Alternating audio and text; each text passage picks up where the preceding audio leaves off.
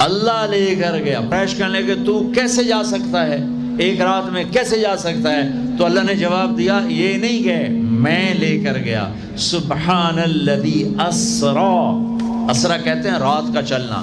اس میں کیا پیغام ہے کہ جس نے بھی اللہ کو ڈھونڈنا ہے رات کا کچھ وقت اللہ کو دے، جس نے بھی اللہ کو پانا ہے رات کا جتنا وقت آپ کمپیوٹر پہ بیٹھتے ہو اس میں سے صرف 10 منٹ اللہ کو دے دو۔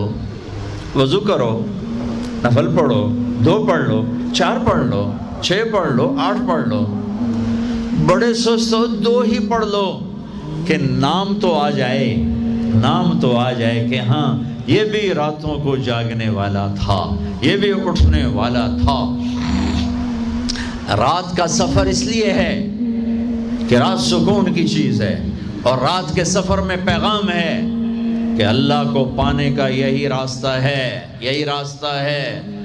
کچھ ہاتھ نہیں آتا بے آہ سحر گاہی، ہمارے شاعر اقبال نے کہا تھا کہ اگر اللہ کو پانا ہے یا جو بھی پانا ہے تو راتوں کو رونا پڑے گا، اٹھنا پڑے گا، بستروں پر دراز رہ کر یہ چیز نہیں ملتی۔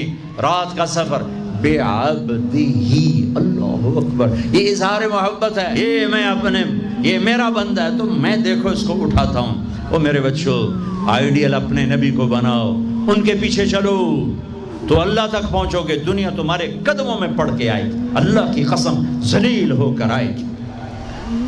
نہ تمہارا ایمان بکے گا نہ ضمیر بکے گا، اور دنیا تمہارے پاؤں چاٹے گی۔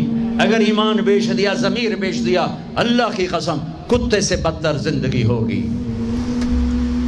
ہاں بے عبدہ، بہت بڑا ٹائٹل، بے عبدہ، میرا بندہ، میرا بندہ۔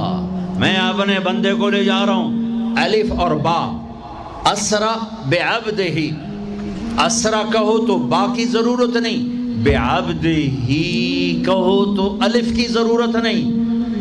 اسرا کے ساتھ الف، عبد کے ساتھ با کا مطلب ہے کہ اللہ فرما رہے ہیں میں نے بلایا، میں لینے آیا ہوں، میں لینے آیا ہوں۔